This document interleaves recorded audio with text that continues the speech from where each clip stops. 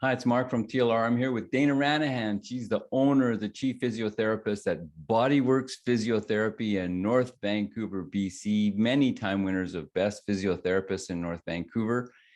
And we're going to talk about winter injuries. You seeing a lot of winter issues these days, Dana?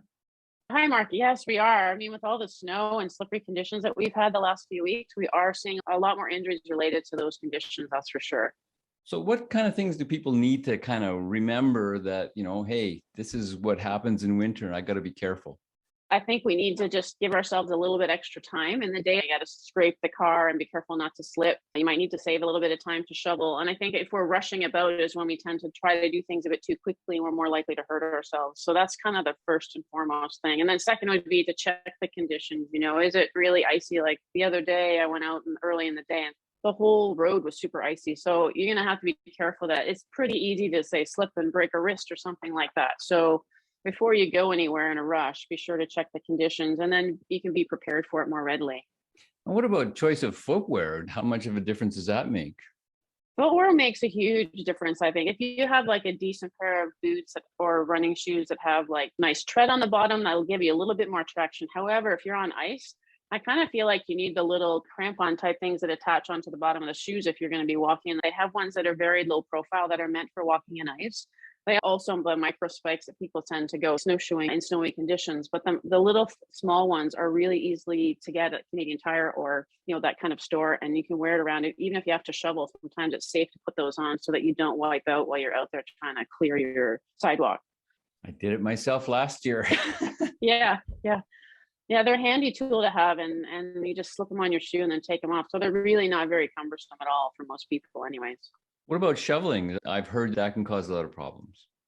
Well, I think the problem is for me too, especially as we get older, it's easier to forget that our back was not as, but a lot of us are sitting at a job, we're very sedentary in some of our day-to-day work.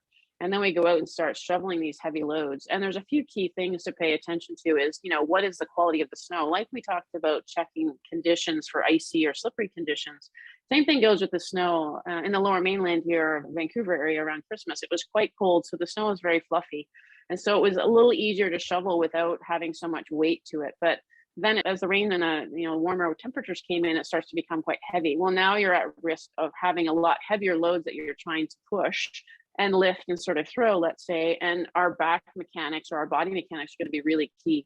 So you may want to even like warm up, stretch out a little bit, just so you're moving a little bit better. Maybe do it in little chunks if you can, so that you don't do it all at one go, especially if the snow is heavy. And then really watch your body mechanics so that as you're going, you're using your legs and trying to engage your core muscles to support your back so that you're not putting as much stress on your back itself. I think back injuries are the most common thing we would see with shoveling.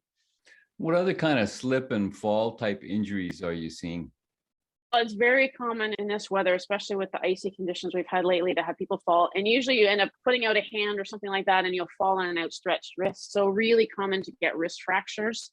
They call that a foosh injury or fall on an outstretched hand. So kind of, you can imagine yourself foosh and landing on your wrist. So that's probably one of the most common ones, but you can really fracture anything. But I think wrist fractures are the most common. And we aren't seeing as many of those right now, but usually if someone breaks their wrist, they'd be, put in a cast or a splint, depending on the severity of the injury. And we'll be seeing them in a few weeks because you can get very stiff and weak after being in a cast. So we haven't seen quite as many of those in the clinic, but that's probably the most common injury that we see. Occasionally people will fall back, so you can get a concussion or neck injury, whiplash type injury too. So what about the elbow? Yes, definitely elbow. You can have elbow fractures. Like if you don't get the hand outstretched, because sometimes you might not, especially if you have a shovel in hand or something, you can fall. And so you can have some pretty traumatic elbow injuries as well, especially if you don't get overuse injury from the shoveling, right? So depending, you can have both. Yeah. So being aware of the conditions becomes very paramount for prevention, basically. Yes, exactly.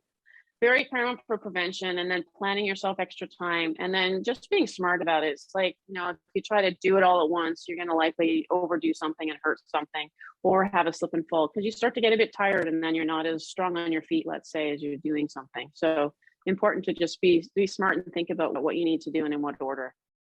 If you've injured yourself because of winter, the guys to see in North Vancouver are Bodyworks Physiotherapy You can book your appointment online at bodyworks.ca, or you can call them 604-983-6616 to book your appointment. You have to call and book ahead. They're busy.